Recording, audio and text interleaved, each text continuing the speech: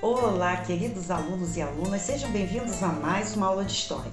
Eu sou a professora Bárbara Lisboa, estou loira com os cabelos curtos, vestindo uma blusa verde estampada e o tema da nossa aula de hoje é Revolução Russa. Bem, para compreendermos como ocorreu o processo revolucionário na Rússia, é importante nós entendermos esse contexto histórico pré-revolucionário. Antes de mais nada, a Revolução Russa significou a derrubada do Império Russo, que possuía um sistema de governo monárquico e absolutista, onde o rei, o monarca, que era conhecido como czar, tinha plenos poderes. E a população, no geral, não tinha nenhum tipo de direitos políticos e vivia em condições de extrema pobreza.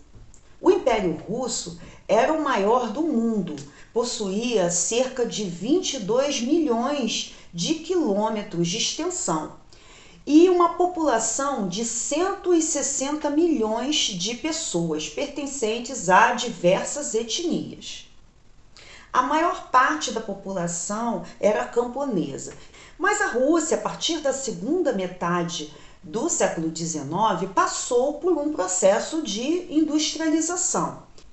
Esse processo se deu também por conta da farta mão de obra barata e da entrada de capitais estrangeiros, como franceses, belgas e alemães. No governo de Nicolau II, que foi o último czar, o capitalismo russo se desenvolveu muito nas cidades, principalmente de Moscou, Kiev e São Petersburgo. Porém, nas fábricas os salários eram baixíssimos, com riscos de acidentes e a jornada de trabalho de cerca de 14 horas por dia. Por isso que os operários começaram a se organizar e promoverem manifestações, greves, sendo então um terreno fértil para a penetração das ideias socialistas. No século XIX, em meio à luta da classe trabalhadora por melhores condições de vida, dois pensadores alemães, Karl Marx e Engels, criaram, dentro do socialismo, uma vertente que ficou conhecida como socialismo científico e um pouco mais tarde como marxismo. Nessas fotografias, vemos à esquerda a imagem de Marx e à direita a imagem de Engels. As principais ideias dessa doutrina estão contidas em duas obras principais, O Capital e o Manifesto Comunista. A doutrina marxista se opõe ao liberalismo e propõe uma sociedade com uma maior distribuição de riquezas e mais igualdade social. Entre outros aspectos, também propõe a abolição da propriedade privada dos meios de produção. Segundo a obra O Manifesto Comunista, seria instaurado através da Revolução uma ditadura do proletariado, onde os bens individuais, como terras, máquinas e fábricas, seriam estatizados e logo a burguesia seria derrubada do poder. Sob o lema Trabalhadores de todo o mundo univos, Marx e Engels incentivaram os operários a organizarem sindicatos e partidos. Essa luta dos trabalhadores seria pelo fim do capitalismo e pela instauração do socialismo. Com base nessas ideias socialistas e comunistas de Marx e Engels, foram organizados vários grupos políticos de tendências socialistas na Rússia. Em 1898, esses grupos políticos se uniram e organizaram o Partido Operário Social-Democrata Russo. Esse partido foi duramente perseguido pela polícia czarista. Porém, os seus principais líderes, como Lenin, Trotsky, Vladimir, eles se organizaram no exterior. Nessas fotografias, vemos à esquerda a imagem de Lenin e à direita a imagem de Trotsky. Porém, haviam divergências entre as ideias dos socialistas russos. Essas divergências ficaram muito evidentes no congresso que ocorreu em 1903.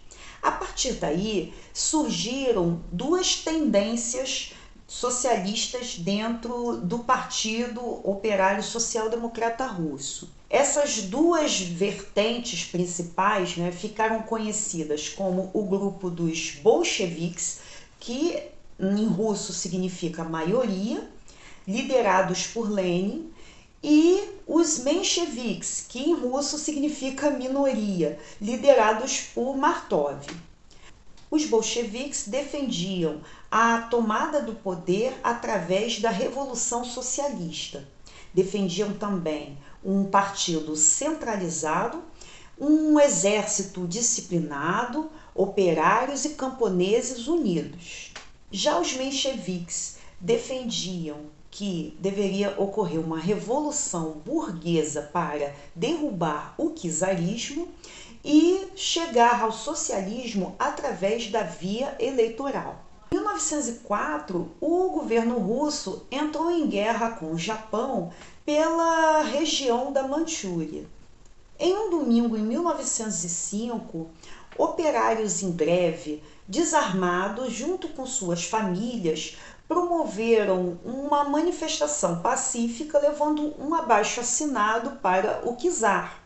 Só que foram recebidos com muita violência.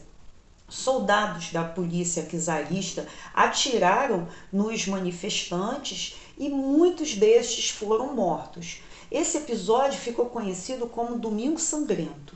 Em 23 de fevereiro de 1917, muitas tecelãs e operários marcharam em direção ao palácio do governo e os soldados da polícia czarista se uniram aos rebeldes, invadiram o Palácio de Inverno e derrubaram o imperador, instaurando assim uma república. A partir daí formou-se um governo provisório.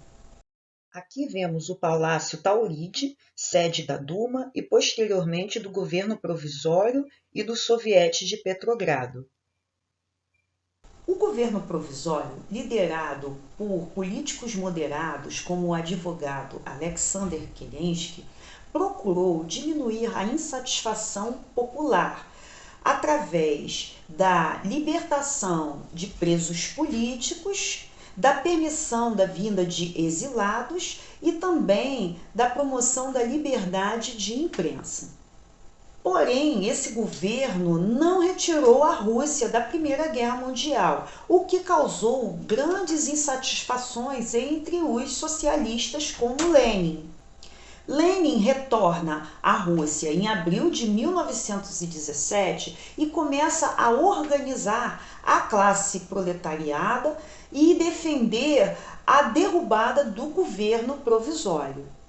Com o agravamento da situação social provocada pela Rússia e sua permanência na Primeira Guerra Mundial, as ideias de Lenin foram ganhando cada vez mais força.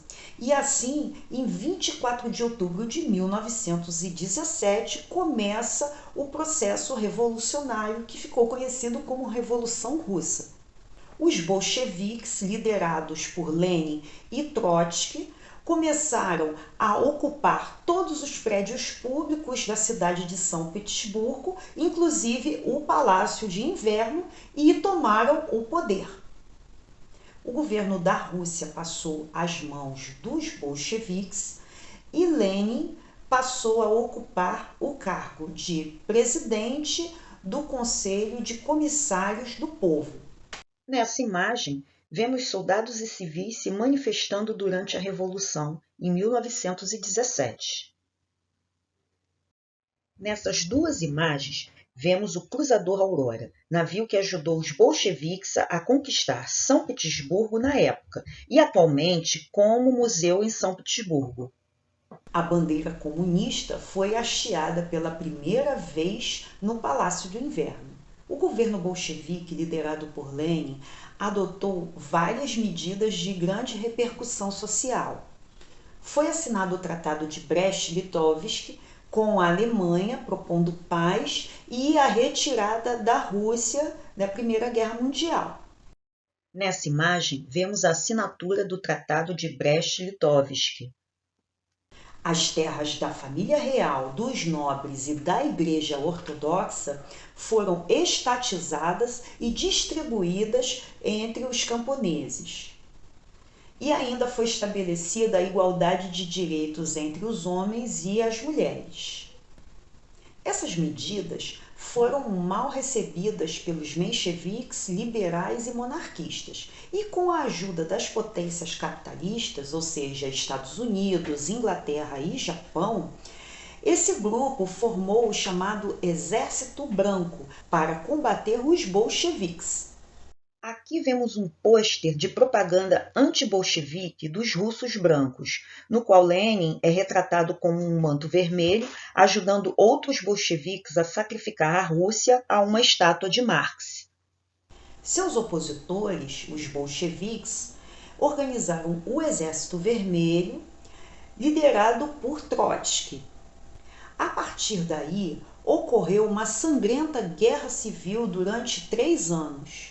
Durante a Guerra Civil, que ocorreu entre 1918 e 1921, o governo bolchevique adotou o comunismo de guerra, ou seja, um extremo controle sobre a economia, sobre a política. Ocorreram perseguições àqueles que eram contrários ao regime. Nesse sentido, o czar e a sua família foram condenados pelos tribunais criados naquele momento e foram mortos, e também houve um controle da produção dos camponeses para atender este momento de guerra. A guerra civil foi vencida pelos bolcheviques, porém a economia acabou ficando arrasada. Dessa forma, foi adotada a chamada NEP, Nova Política Econômica. Bem, a NEP combinava princípios socialistas com algumas práticas capitalistas. E isso acontecia de que forma? Era incentivadas a criação de pequenas empresas privadas, era permitido ao camponês, por exemplo, vender o excedente de produção e praticar um pequeno comércio, e também liberou-se a entrada de capital estrangeiro na Rússia através de empréstimos e investimentos. A NEP conseguiu fazer com que a agricultura se recuperasse, porém a indústria e o comércio continuaram numa situação difícil. A flexibilidade econômica não correspondeu a uma abertura política. Ao contrário, implantou-se a ditadura do Partido Comunista, o novo nome do Partido Bolchevique, e sovietes e sindicatos passaram a obedecer ordens. Em dezembro de 1922, um congresso formado por vários povos da região do território russo fundou a chamada União das Repúblicas Socialistas Soviéticas. A União Soviética passou a ter um governo com representantes de todas essas repúblicas, cuja principal república era a Rússia. Aqui temos o brasão das armas da União Soviética. Ao final de nossa aula, não podemos deixar de mencionar que após a morte de Lenin, quem ocupou o poder foi Stalin, e ele foi responsável até 1953 por uma ditadura sangrenta, onde perseguia opositores, foi responsável por torturas e assassinatos, e também pela falta de liberdade de imprensa e de pensamento. À esquerda, a imagem de Stalin, e à direita, Stalin conversa com Lenin doente em Gorky, setembro de 1922. Nessa imagem, sugerindo um culto à personalidade, nós vemos a bandeira de Stalin em Budapeste em 1949. Agora vamos ao nosso desafio? Observe a imagem da bandeira da antiga União Soviética, com o símbolo do comunismo. A Revolução Russa de 1917 foi um fato histórico marcante, pois pela primeira vez as ideias socialistas chegavam ao poder num país. Quais as principais ideias da doutrina socialista? Socialismo e comunismo significam a mesma coisa? Nossa videoaula vai ficando por aqui. E não deixem de acessar o nosso material Rio Educa com auxílio do seu professor ou da sua professora. E também não deixem de assistir às nossas próximas videoaulas. Até breve!